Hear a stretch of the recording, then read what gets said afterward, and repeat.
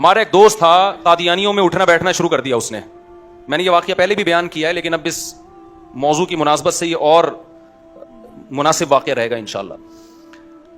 میں 9th class میں تھا یا 8th کلاس میں تھا اس وقت, تو وہ بیٹھنا شروع کر دیا قادیانیوں میں. وہ تھا بے روزگار لڑکا, تو قادیانیوں نے اس کو آفر دینا شروع کر دی. یہ لوگ ویزے کی آفر دیتے ہیں, لڑکیوں کی آفریں بھی دیتے ہیں, اچھا رشتہ کرا دیں گے تمہارا. اب ایک بے روزگار آدمی, اس کو اچھی اچھی آفریں ملنا شروع ہو گئیں, تو وہ تو کھسکے گا نا. تو بحث کرتا ہم سے آ کے مرزا کے بارے میں. ہم اس کو سمجھاتے, بھائی یہ جہنم کی آگ ہے, خدا کے بندے ایمان کیوں بیچ رہے اپنا, کیوں جہنم کی آگ میں چھلانگ لگا رہا ہے. لیکن نہیں, جب پیسہ انسان کو اور عورت کی لالچ یہ چیزیں لگتی ہیں تو کھوپڑی کام نہیں کرتی ہے. اور زیادہ تر سوسائٹی میں جو ریجیکٹڈ لوگ ہوتے ہیں نا, جن کو نہ جاب مل رہی ہے نہ اچھا رشتہ مل رہا ہے, تو پھر وہ اس طرح کی تحریکوں کی بھینٹ چڑھ جاتے ہیں.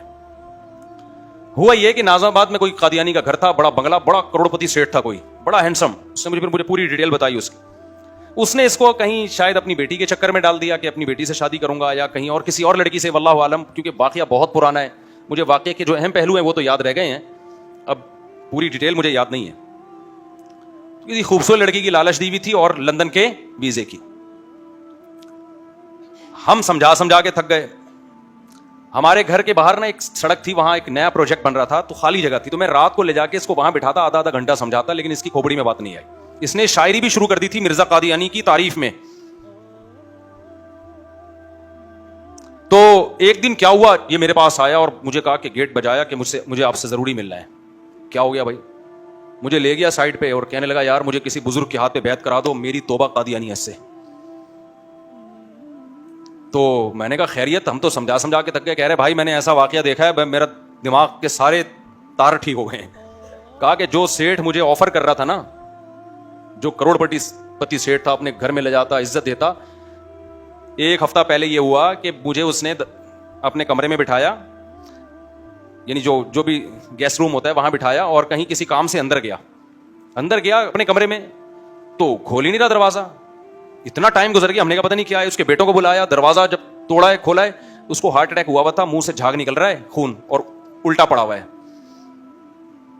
کہہ رہے اس وقت مجھے لگا یار یہ دنیا کی تو 2 ٹکے کی حیثیت نہیں ہے بھائی. جو تجھے ویزا دلوا رہا ہے UK کا, اور جو تجھے پیسوں کی اور آفریں کر رہا ہے, اس کا اپنا یہ حال ہے. 1 سیکنڈ ہوا ہے اس کو اور گرا ہے دھڑام سے, اتنا ہینڈسم اسمارٹ آدمی. تو کہہ رہا میں کیا کر رہا ہوں بھائی اس دنیا کے پیچھے. بعض چیزیں گھنٹوں کے بیانات میں سمجھ میں نہیں آتی, چند واقعات وہ اثر کر دیتے ہیں. کہہ رہا ہے وہ لے کر گئے, ہاسپٹل ایکسپائر ہو چکا تھا. اور یہ جو زیادہ مالدار لوگ ہوتے ہیں, سب کی بات نہیں کر رہا بھائی, ان میں پیسے کی ہوس اتنی ہوتی ہے کہ ماں باپ کی محبت اور غم بھی زیادہ نہیں ہوتا. کہہ رہے ہیں اس کے بیٹوں کو اتنا غم نہیں ہو رہا, باپ کی ڈیتھ کا مجھے غم زیادہ ہو رہا ہے.